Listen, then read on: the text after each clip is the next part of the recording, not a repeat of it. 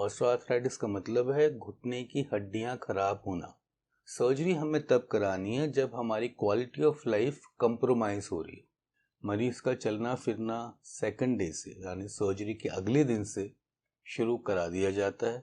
अगर हमें कभी भी हफ्ते में 2 या 3 बार से ज़्यादा कोई दर्द की दवा लेनी पड़ रही है, then it is a sign that we should visit our doctor again. Diet में वो चीज़ें जो कैल्शियम और विटामिन डी में रिच होती हैं, हमें वो लेनी है। रोज़ वॉक करनी चाहिए, वेट को ज़्यादा बढ़ने नहीं देना चाहिए। अगर शुगर, थायराइड, रूमेटॉइड इस तरह की कोई भी बीमारियां हैं तो उनको अच्छे से कंट्रोल में रखना चाहिए।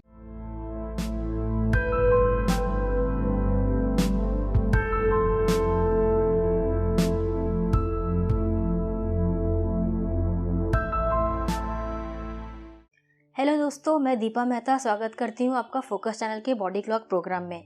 ऑस्टियोआर्थराइटिस होने के कारण कई बार घुटनों में परेशानी बढ़ जाती है, या यूं कहें, आम भाषा में कहें तो हमारे जब घुटनों के बीच की कार्टिलेज खत्म हो जाती है, या और आम भाषा में कहें जब हम कहते हैं कि घुटनों में ग्रीस खत्म हो गई है। ऐसे में क्या होता है कि चलने फिरने के दौरान घुटने आपस में रगड़ खाते हैं और हड्डियाँ कमज़ोर हो जाती हैं। ऐसे में मरीज़ को चलते वक्त बहुत दर्द रहता है, उठने बैठने में दिक्कत होती है, और ये सिचुएशन कई बार इतनी ज़्यादा ख़राब हो जाती है कि इसका ऑपरेशन करना पड़ता है और घुटने को बदलना पड़ता है। घुटना बदलने के ऑपरेशन को कहा जाता है ऑर्थोप्लास्टी। अब ये प्रक्रिया कहें या ये ऑपरेशन कहें, अब बहुत नए तकनीक के ज़रिए होने लगी हैं। बहुत कम समय में घुटने को बदला जा सकता है और मरीज़ बहुत जल्द अपने रूटीन के काम करने शुरू कर देता है। इसी पे और अधिक जानकारी देंगे हमें डॉक्टर पलाश गुप्ता, जो कि मैक्स सुपर स्पेशलिटी हॉस्पिटल में कार्यरत हैं। ये एक बहुत माने जाने सर्जन भी हैं। इन्होंने कई मरीजों के घुटने ठीक किए हैं, ऑपरेशन के जरिए भी और मेडिसिन के जरिए भी। इसी पर और अधिक जानकारी लेते हैं डॉक्टर पलाश गुप्ता से। Hello everyone, I am doctor Palash Gupta. I work in Max hospital Shalimar Bagh and I am there as a director and head joint replacement and orthopaedics and fractures. I have a clinic in Rohini itself. Okay, आज I have been given the topic of total knee replacement. Let's talk in Hindi and a mix English, जिससे हम सब एक दूसरे को अच्छी तरह से समझ सकें। घुटना खराब होने की वजह, इनसे बचने के लिए हम क्या क्या कर सकते हैं और हमारे पास हर स्टेज के लिए क्या क्या इलाज उपलब्ध हैं। Let's start one by one कि ऑस्टियोआर्थराइटिस क्या होता है। ऑस्टियोआर्थराइटिस का मतलब है घुटने की हड्डियां खराब होना। हम लोग यहाँ स्पेसिफिकली ऑस्टियोआर्थराइटिस नी जॉइंट की बात कर रहे हैं कि घुटने के जोड़ की हड्डियां खराब क्यों होती हैं। जो मोस्ट कॉमन रीज़न है वो उम्र की वजह से हो सकता है। कोई बीमारी हो, जैसे गठिया बाहे है, गाउट है, कभी कोई चोट लगी हो जिसमें फ्रैक्चर हुआ हो और फ्रैक्चर ठीक से ना जुड़ पाया। ये कई वजह होती है जिसकी वजह से हमारे घुटने उम्र के साथ साथ या कई बार उम्र से पहले भी खराब होने लगते हैं। स्टेप 1, हमें क्या करना चाहिए कि हमारे घुटने हमारी पूरी लाइफ हमारा साथ दे सकें। नंबर 1, रोज़ वॉक करनी चाहिए, वेट को ज़्यादा बढ़ने नहीं देना चाहिए। अगर शुगर, थायराइड, रूमेटॉइड इस तरह की कोई भी बीमारियां हैं तो उनको अच्छे से कंट्रोल में रखना चाहिए। हमें साल में कम से कम एक बार अपने सारे blood test, parameters, calcium, vitamin D, vitamin B और घुटनों के एक्सरेस ये हमें कराने चाहिए। दवाएं हमें ज़बरदस्ती नहीं खानी है। अगर हमारे ब्लड में वो चीज़ें कम आ रही हैं तो ही हमें किसी दवाओं के लिए किसी डॉक्टर को कंसल्ट करना चाहिए। डॉक्टर को कंसल्ट करने का समय कब है?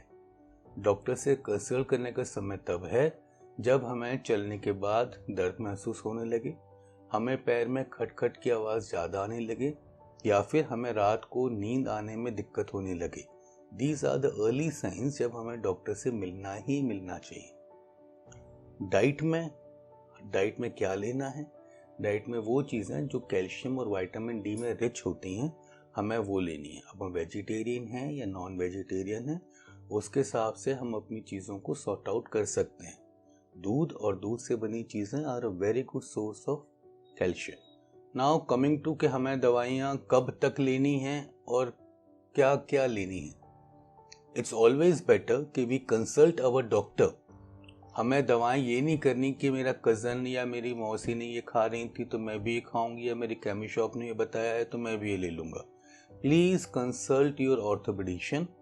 एक्सरे कराइए, ब्लड टेस्ट कराइए, आपको जिस चीज़ की ज़रूरत है अब वो आपको बताई जाएंगी। फिजियोथेरेपी एक अच्छी चीज़ है, बट जो आपको समझना है कि ऐसा नहीं होना चाहिए कि आप केवल थेरेपी करा रहे हैं और दवाइयाँ नहीं ले रहे हैं। लेट योर डॉक्टर सी कि आपको कौन सी थेरेपी की कितनी ज़रूरत है। ऐसा नहीं है कि एक therapy is for all the patients. The exercises जो पेशेंट्स को बताई जाती हैं वो पेशेंट और इलाज और स्टेज ऑफ ऑस्टियोआर्थराइटिस के हिसाब से अलग अलग हो सकती हैं। हमें दवाएं कब तक लेनी है? हमें दवाएं तब तक लेनी है जब तक हमें रेगुलरली पेन किलर्स की ज़रूरत नहीं पड़ती। अगर हमें कभी भी हफ्ते में 2 या 3 बार से ज़्यादा कोई दर्द की दवा लेनी पड़ रही है, then it is a sign that we should visit our doctor again. उनसे पूछा जाए कि सर मुझे हफ्ते में 3 बार पेन किलर की ज़रूरत पड़ रही है, तो what should I do next. इसके आगे के ऑप्शंस क्या होते हैं? इंजेक्शंस होते हैं, जिसमें मैं सिंपल भाषा में बोल रहा हूँ कि आप समझ सकें। घुटने का बना बनाया ग्रीस होता है जो इंजेक्शन दिया जाता है। इसका पर्पस ये है कि अभी हम इमरजेंसी में कुछ काम नहीं करा सकते या हम अभी रोज़ दवाएं नहीं खाना चाहते हैं, तो उस ग्रीस को दे के हम आपके घुटने की लाइफ को और आपके दर्द को 6 हफ्ते से 6 महीने से 10 महीने, डिपेंडिंग अपॉन कि आपकी बॉडी कैसे रिस्पॉन्स करती है, हम ये कर सकते हैं। Coming to the last stage कि सर्जरी हमें कब करानी। सर्जरी हमें तब करानी है जब हमारी क्वालिटी ऑफ लाइफ कंप्रोमाइज़ हो रही है, जब हमें इस बात के लिए 3 बार सोचना हो कि मैं मार्केट जाऊं या नहीं जाऊं, मैं किसी फंक्शन में जाऊं या नहीं जाऊं, मैं सीढ़ी चढ़ूं या नहीं चढ़ूं। अगर ये सब हमें दिन में सोचना पड़ता है और हमें हर बार इन चीज़ों के दर्द की दवा खानी पड़ती है, तो हमें एक्टिव इंटरवेंशन यानी सर्जरी की तरफ सोचना चाहिए। इसका उम्र से कोई संबंध नहीं। I am doing this surgery since last 15 years, more than 15 for that matter. मैंने 40 साल की उम्र से लेके 98 ईयर्स तक के घुटने बदले हुए हैं। तो age is not the bar कि आपकी क्वालिटी ऑफ लाइफ इंप्रूव होनी चाहिए, that is the primary criteria. घुटने में बेसिकली 3 पार्ट होते हैं। अगर हमारा केवल एक ही पार्ट ज़्यादा खराब है तो हमें सब कुछ बदलने की ज़रूरत नहीं है। हम केवल उस एक पार्ट को बदल के भी इस घुटने की उम्र को बढ़ा सकते हैं।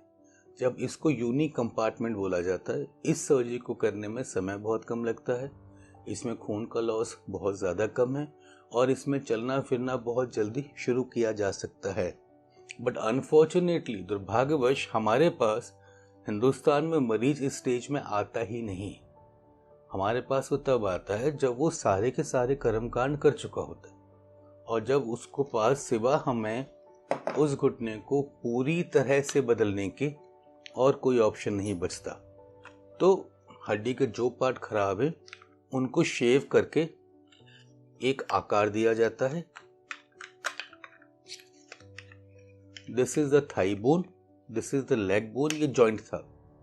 इसको स्मूथ करके एक आकार दिया जाता है और इसमें ये इम्प्लांट फिट किए जाते हैं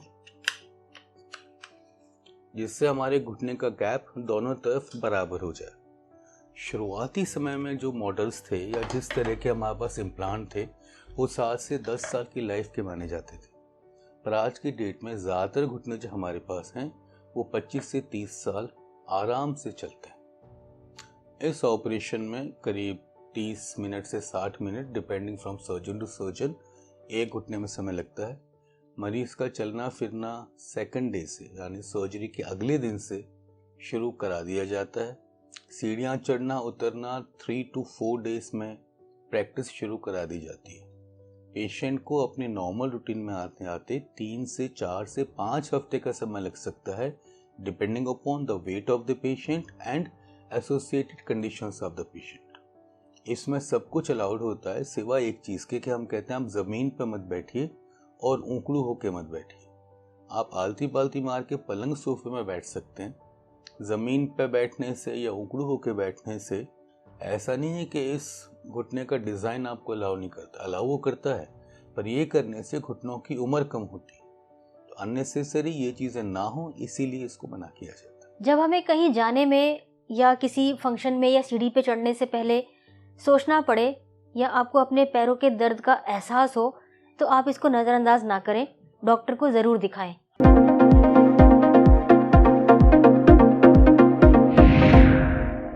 सेहत से जुड़ी ज़्यादा से ज़्यादा जानकारी हासिल करने के लिए देखते रहिए फोकस हेल्थ चैनल।